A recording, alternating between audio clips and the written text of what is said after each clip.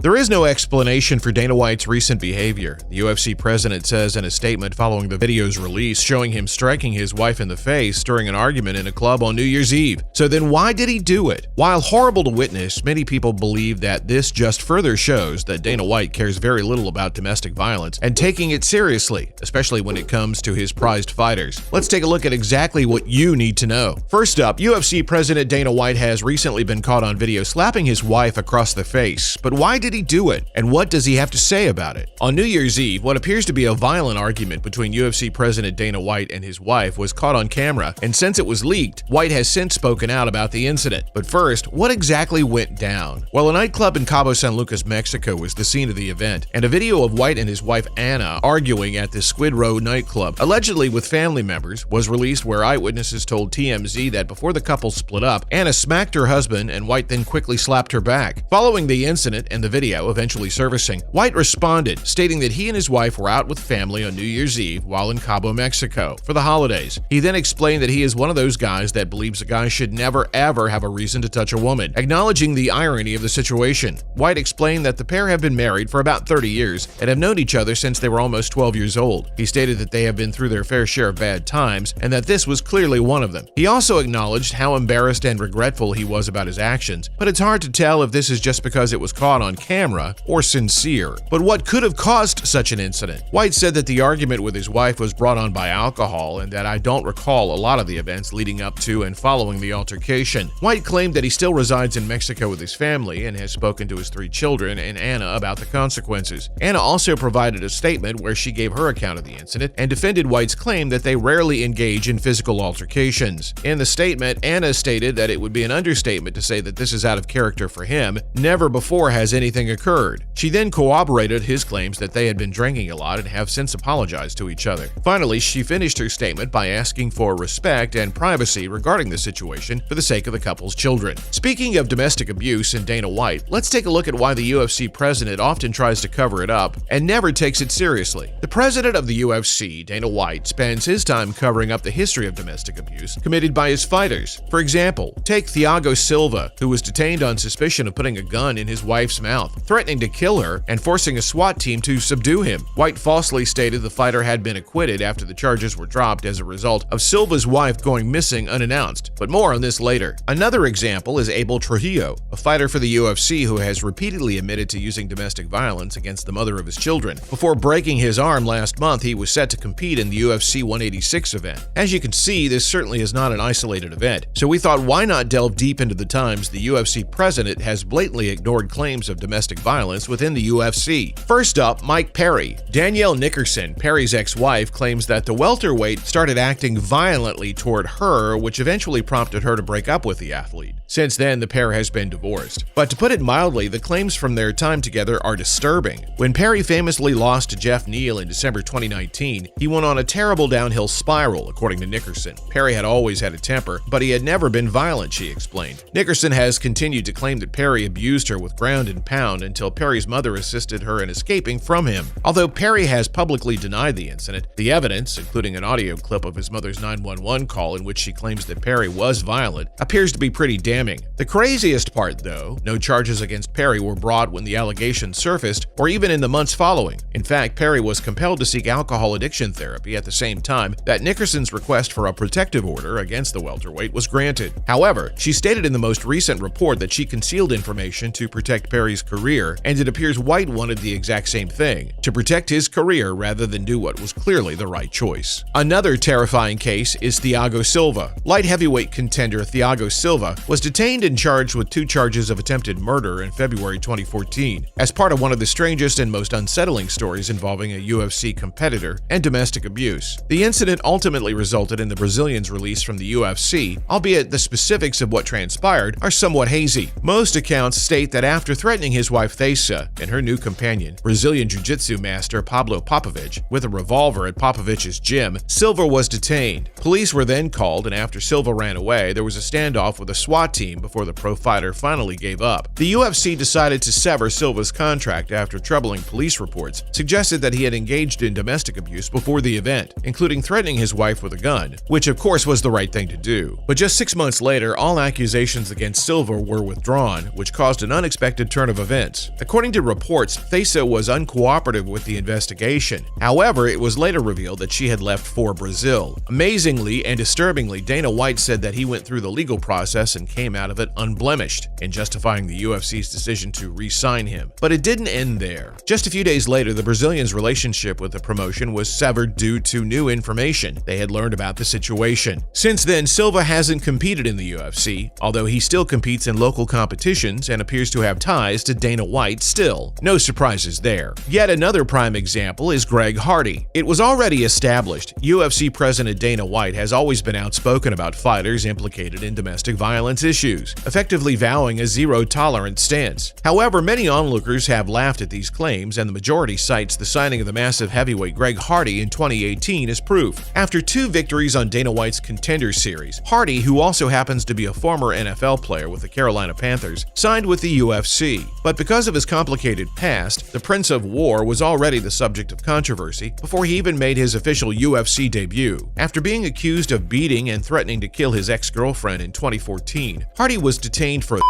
the heavyweight reportedly swung her around before wrapping his arms around her throat. Despite his denials, Hardy was found guilty on 2 counts of domestic violence, but he was able to get the convictions overturned after filing an appeal. According to the reports, the reason for this was because his ex-girlfriend neglected to show up in court to testify, probably because she was terrified of this man. So while the NFL was willing to forget about Hardy when he received a 10-game suspension and the Dallas Cowboys decided they would turn their heads, the same could not be said for the UFC. Not very surprising. Instead, White contradicted himself by asserting that everyone deserves a second opportunity, essentially supporting the choice since Hardy hadn't yet received a sentence. It is truly disturbing how much Dana White seems to ignore these huge, serious allegations, all for the sake of his pride and joy, the UFC. And finally, the terrifying incident involving Jon Jones. Late in 2021, disturbing information about the arrest of the former UFC light heavyweight champion Jon Jones came out. Just a few hours after being inducted into the UFC Hall of Fame for a fight, Jones was detained by the Las Vegas Metropolitan Police Department on suspicion of felony vehicle tampering and injury and misdemeanor battery against a domestic partner. Now, according to a copy of the police complaint that was obtained, Jones allegedly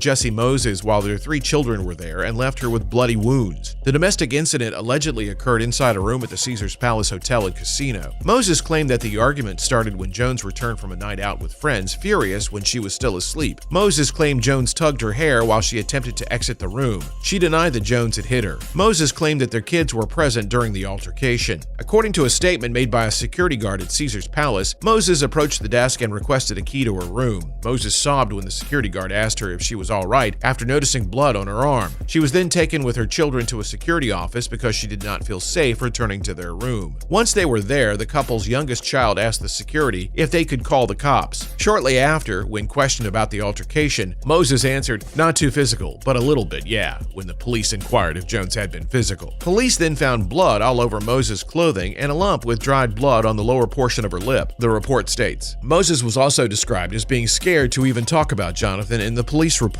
Police saw blood on the bed linens and scattered shoes when they went into the hotel room where Moses was staying to investigate the fight scene. As you can see, this is very disturbing, but the worst part, this didn't seem to impact Jones' career with the UFC all that much, as he is still landing huge fights presently. Now, this is just a very clear indication that White really doesn't stand up by his public claims that you should never lay a hand on a woman, and that in the most recent incident where he slapped his own wife, he just said all of that to save face. Unfortunately, guys, this is all the time we have for today. Make sure to like and subscribe to the channel, and as always, thanks for watching.